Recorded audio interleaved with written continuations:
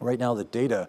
points to more than a foot of rain falling across portions of the Gulf over the next week. But between right this moment and the next 7 days, a lot of the forecast points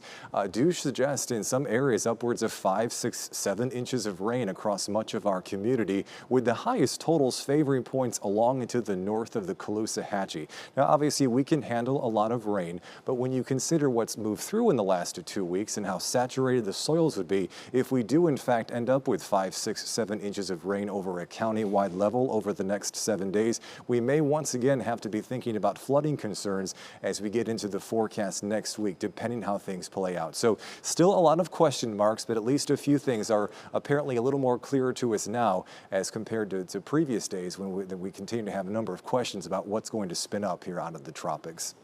In the meantime, for tonight, we still have a few showers and thunderstorms around, but they are pretty isolated in coverage for the time being. You see here on First Alert Live Doppler radar, not much over the Fort Myers and Cape Coral area, but we do still have some persistent showers and storms in parts of Estero and Bonita Springs. Hours lapse of the radar, though, shows what's been pushing toward the west is also starting to diminish in its intensity. There's not much south of Bonita, but if you look across areas of Charlotte and Sarasota, the sea breeze is still kicking strong here. So it looks like from Northport to Deep Creek and Port Charlotte is where we'll have the strongest weather over the course of the next hour as the sea breeze continues to generate some showers and thunderstorms there.